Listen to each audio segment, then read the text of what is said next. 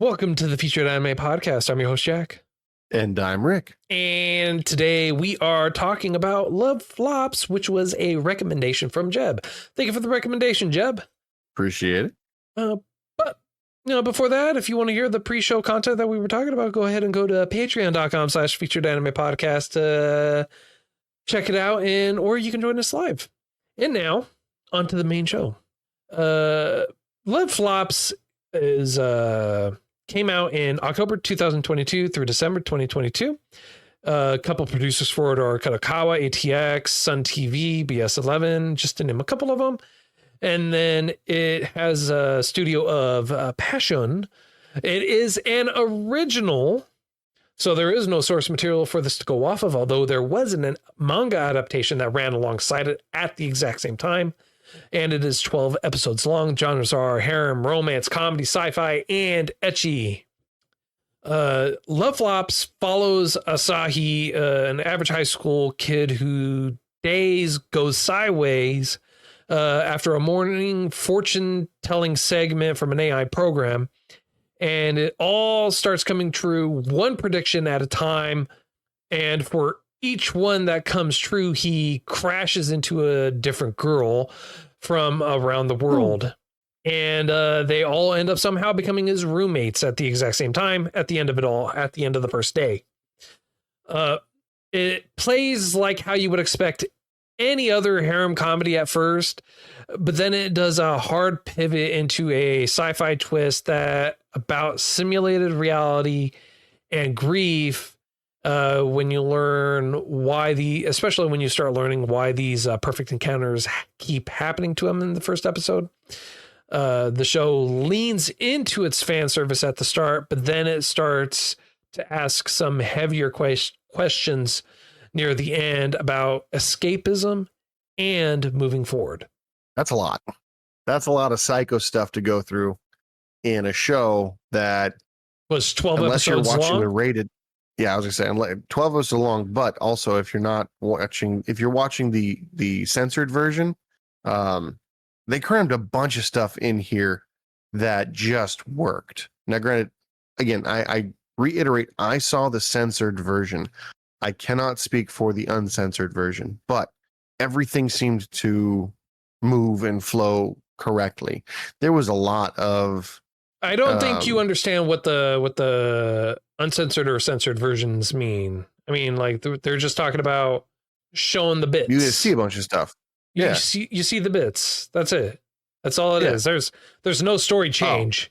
There were certain cuts in there that I could have sworn looked very reminiscent of Redo of Healer, where I saw the censored version and it took a large chunk of the show that I didn't realize. And so I thought in here, the skips, so to speak, were just them cutting out like a.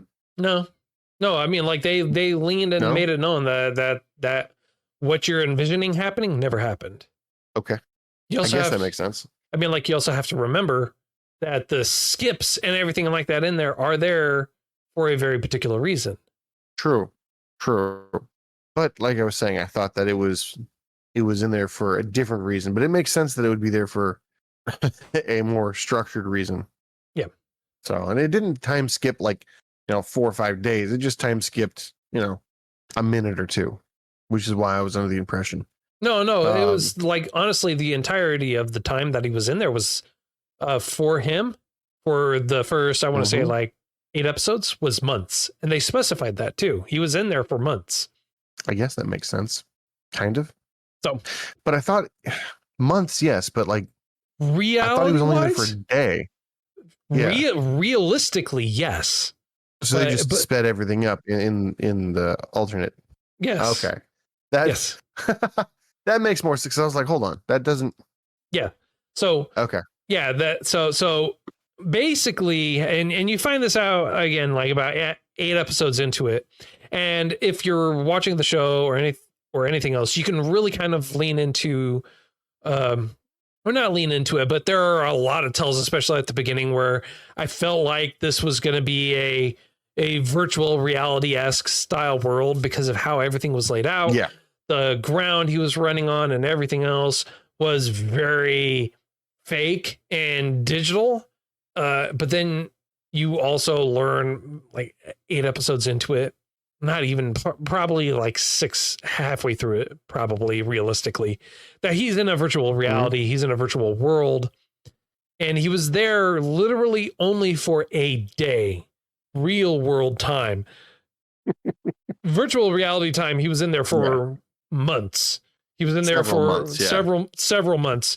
And so because of this, because of him being immersed in this entirety, into this reality, he has a lot of memories that are jumbled up and everything else. But there's a lot more that actually goes on to this. So like I had talked about or stated for the synopsis, it really leans into the harem comedy, etchy fan service at the very beginning. Yeah. And then as the story progresses on, everything tends to get a little bit more ridiculous as it goes on.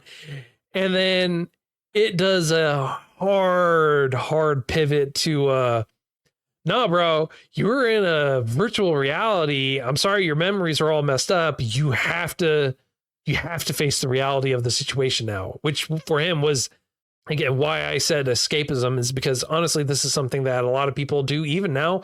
And it's becoming more and more prevalent now than ever before, where you want to escape reality because of the heartache or stresses or anything like that. Going into this world where it is none of the heartache, none of the pain, none of the stress for you. Yeah. You live essentially what you would consider to be a perfect life with what you consider to be perfect circumstances. Yes. So yeah, the fact that they decided to change everything to like AI did it, that was an interesting choice that I honestly, given the way the story is, I get behind. Yeah. Yeah, and the fact that they chose the Love Flops is their terminology in terms of computational power. Yeah, like gigabytes and RAM and stuff like that. They just Love use Flops. Love Flops. Yeah. I mean, so the premise, the idea behind it is interesting. It is unique in the sense that AI having this particular type of mindset and the exploration of it, especially with AI in today's world, today's reality is becoming more and more advanced, with them exploring different aspects and everything else beyond that. And not that it hasn't been explored before, because there certainly have been, but the AI itself in this show is like, I want to learn love. And we have a very textbook reasoning of like, hey, this is what love is. And it makes 100% sense why they were doing this for it. Because when you look at it from from a fictional textbook story-esque style of this is what love is, I can totally see that. And take Amelia, for example, right? Yeah. The only way she can learn kanji was through, or not the only way she could learn. The only way she learned kanji was through adult material, through graphic novels, smut, right? Which, again, actually is very, very true. Like if you have an AI model, a base model, and you only train it on that is all you're going to get in return. Is you're just going to get that's returned to you. And so you could say that each of the personalities, like Ilya, Amelia, Aoi, Mongfa, all of them turned out or focused on a very particular genre or style of what they believed love to be. And so they moved forward with that, right? That makes sense.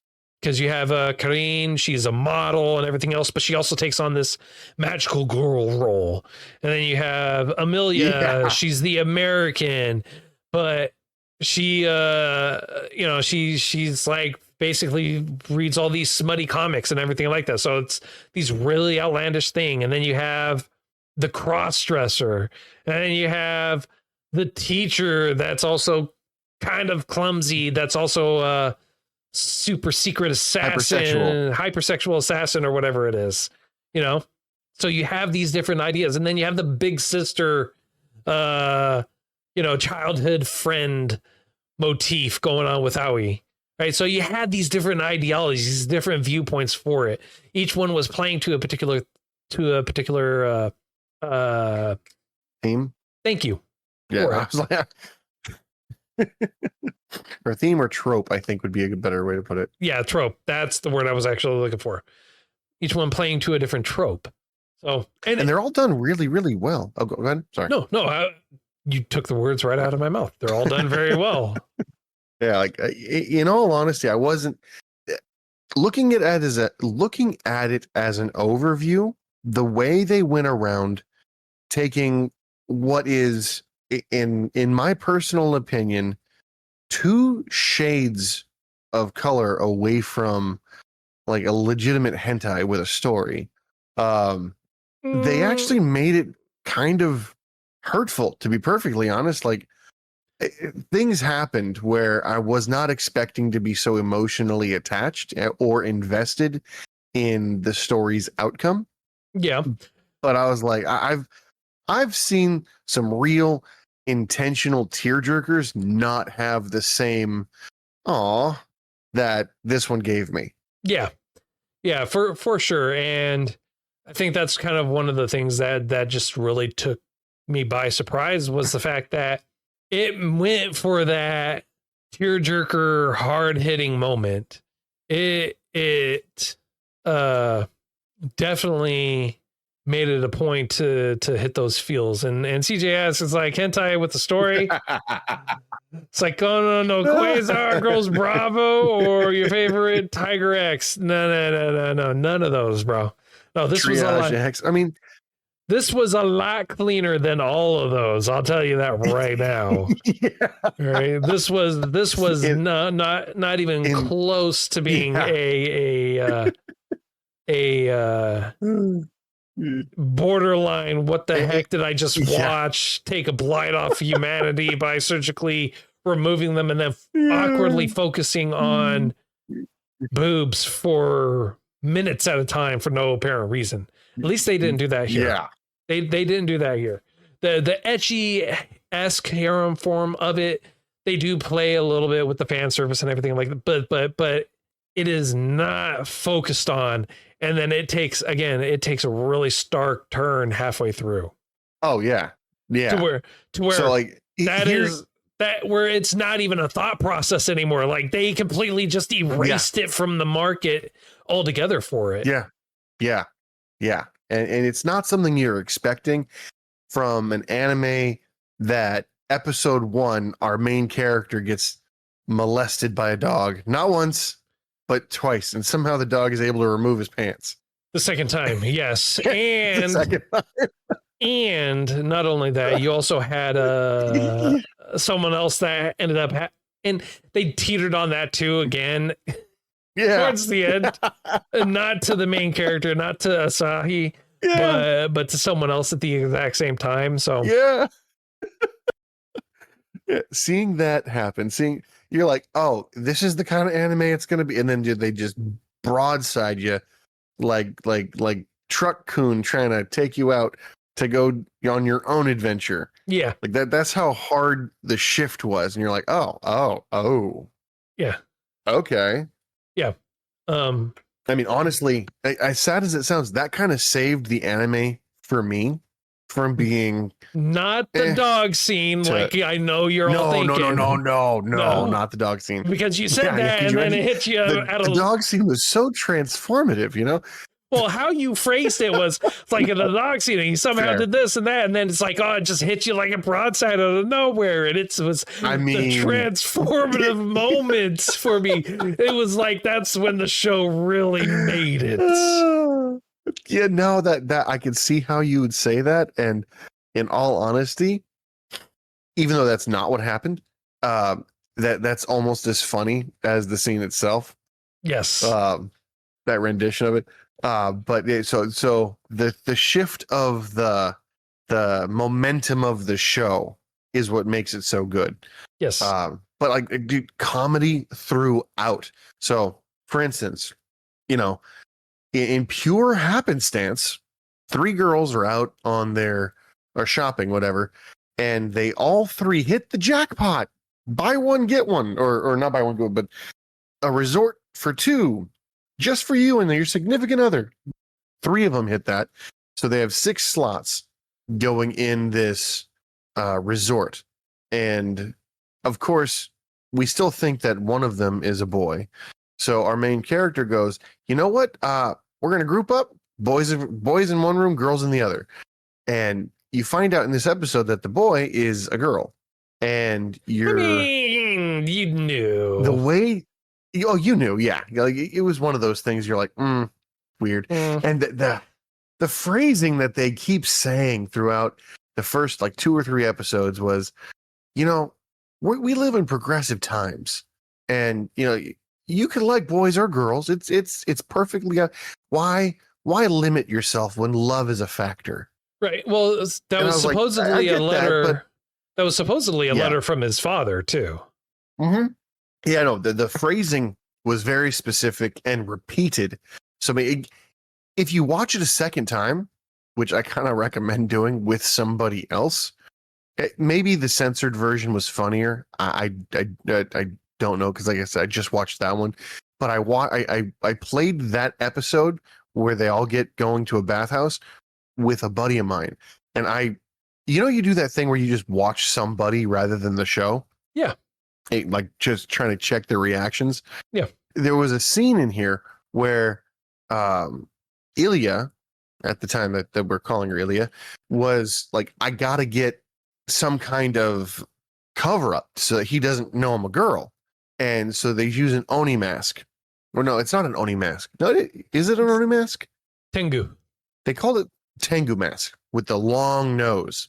Well, now she covers her nether regions with the Tengu mask. So she rolls out with what looks to be a massive appendage coming out. Oh, yeah. Well, and that's like on Viagra. That would be written in there, and that's not. Yeah. That's like, even in the censored version, that would still be there, even in the uncensored version, because she's trying to pretend she has something she doesn't. Yeah. What's the best way to do that? Pretend like you have something and make it. Yeah, I'm sorry. You have a growth. It's not even it's a growth at that point. You see a doctor.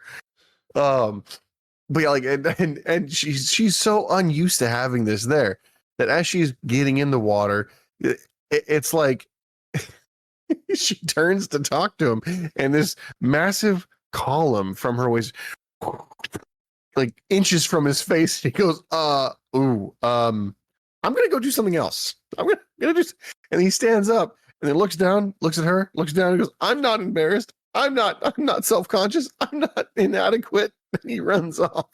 Yeah. No, there were definitely a lot of scenes so in here. There were a lot of scenes that were funny, and all of them were unique in their own special way, to say the least. But also, every episode, you always had this growth factor or moment for kind of a turning point for each of the characters. So for the first half of the series, you have a focal point on one of the 5 ladies that is there that's living with him. So you have the episode that introduces everyone. Then you have a focal point on Aoya, one that focuses on Amelia, one that focuses on, and then so on and so forth. And then when you get halfway through, they go, psych, this ain't real, homie. Yeah. Yeah, that twist is depressingly real. Right. Like, I expected it to be a virtual reality, but I did not expect the reasonings behind it. Oh, yeah. Yeah. And the twist and turns it takes on there makes it just that much more impactful, because yes, you expect it, but not nearly as hard as they drove it home. And you're like, whoa, I was laughing 2 minutes ago. Now I'm just depressed. I feel bad for this character. Yeah. Well, not just that. You also felt bad for others as well, too. Even the ones that you didn't that didn't have any screen time, ones that didn't have a moment where you got to really interact with them other than a few scenes, it really kind of like, it really hit you in a way where you could go, damn. Yeah. Yeah. It made you. The thought was, how would I react to that situation? Yeah. Relatable. Yeah. 100%. And that's the thing that really throws you off for this, because you go into it, you start into it, you're thinking it's just going to be this comedy, it's going to be an edgy, it's going to be your standard tropes, and then you immediately go to, I wasn't expecting to feel today. Thank you for ruining this for me. Yeah. I wish I could go for like say more about that beyond what you did, because I want to add to it, but like I wouldn't. It would just ruin it at that point. I mean, like, honestly, the biggest thing that we're trying to get to, the biggest thing that we're trying to say is, like, this is a show that's worth watching. Yeah. Just not for the kids. Yeah. Yeah. I mean, I would say the censored version would be good for like 14-ish and up. Sure. And the reason I say it's a lot of like jokes. It's a lot of like, I guess, dick jokes. I mean, that's the best way I can say it, because like fart jokes. It's funny because it's childish. It's funny because it's immature. I was watching it in my lunch break in my car, and I had an officer like knock on my window to see if I'm okay, and I had to be like, "Oh no, let me put this phone down." He goes, "Are you all right?" I'm like, "Yeah, why?" He goes, "We heard something, and we thought you were choking." I'm like, oh, I was just laughing really hard. I'm sorry. Yeah. Yeah. Like, no, okay. it's Making sure everything's okay. Yeah. I would not say 14, to say the least. And again, I keep bringing like 16, but you said 14. You're like, 14. I wouldn't say 6.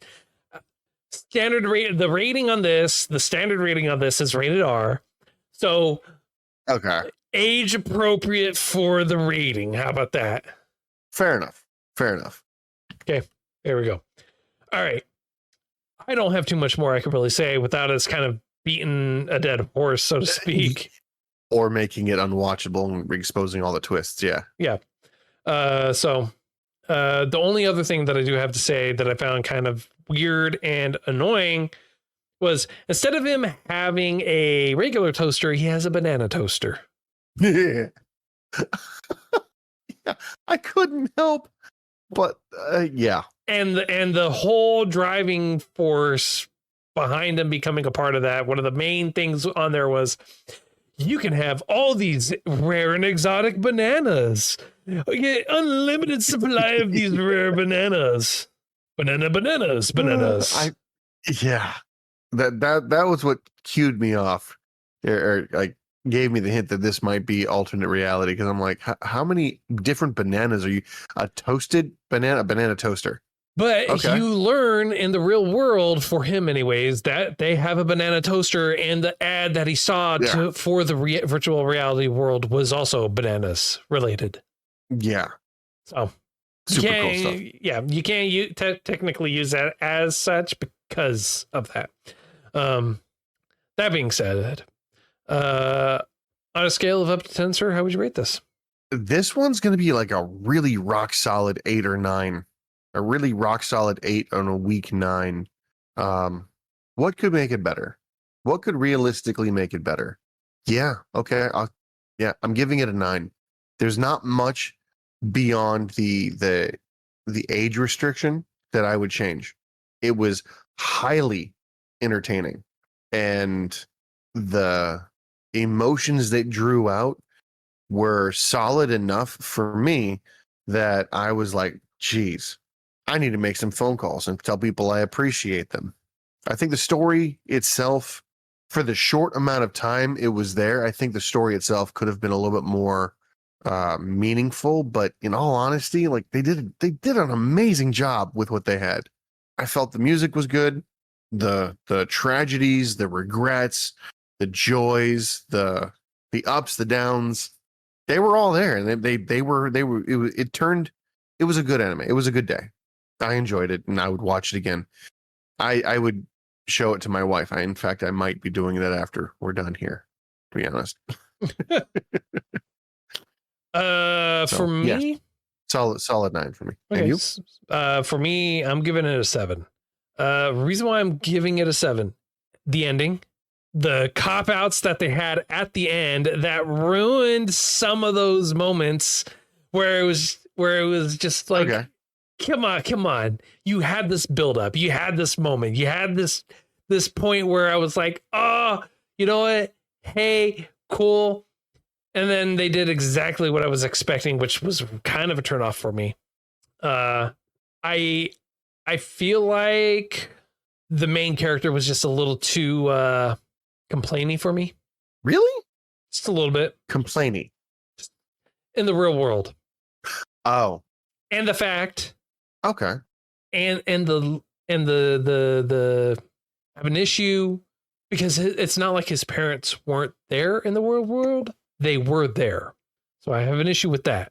How that whole portion played out. That's what I have the issue with, you know?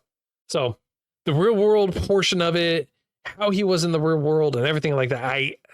That's why I'm giving it a 7, and the ending. I could see that. Well, the ending to me was nice. The ending to me was rounded out and good. The ending was the ending was 100% a lead into it becoming a rated X show. All right. But it wasn't, and it didn't. And not only that, they led in and had a couple other people that you felt like would have a larger role to play, especially halfway through, where you had one person that actually was called out or showed or focal pointed on them a couple of different times. And you're like, oh, is this a key person? Is this a key person? And it's nothing. And then at the end, that person's still there. It's like, okay, what the hell is going on? Why are they there? Like, why was that so important? Like, how do they know him? What the hell is going on with that? So that's why I'm going with 7. Is they have those moments where it was just like, where it just really kind of irked me a little bit. See, I took that as a life goes on kind of thing and a time skip kind of thing. You know what I mean? Like the way I saw that, it was more of a, a few months have passed, maybe a year, and growth has happened, and we just don't see it. I'll tell you, I don't think you understand, but I will save it for the after show, and I will let you know what I'm talking about. Sounds good. Okay. So okay. 7 for Can me. I guess yep. 7 for me, 9 for you. Yeah. yeah. I took that out of your mouth. My bad. Go for it. 7 for me, 9 for you. And next week we are going to be watching Angel Beats, which is a recommendation from Goose. Thank you for the recommendation, Goose. Yep. Appreciate it. Indeed. Well, that's all the time that we have for today. If you feel like we did too much justice, not enough justice, got right, wrong, or anything like that, feel free to let us know. All the contact information is available in the show notes, as well as on our website at featuredanimepodcast.com. And if you want to help support us through other means, you can go to patreon.com/featuredanimepodcast. $1 a month will get you access to some bonus content, as well as the pre-show where we discuss all kinds of things usually. And if you want to help support us through other means, you can also go to the affiliate links for Crunchyroll that we have down in the show notes for you. And then also buy yourself some nice swanky swag at shop.featuredanimepodcast.com. And let's not forget Tokyo Treats, deliciousness all the time. Get yourself $5 off that very first box with coupon code FEATUREDANIME along with our affiliate link in the show notes. And trust me, you will not be disappointed. And until next time, I'm Jack. I'm Rick. And we'll see you next time.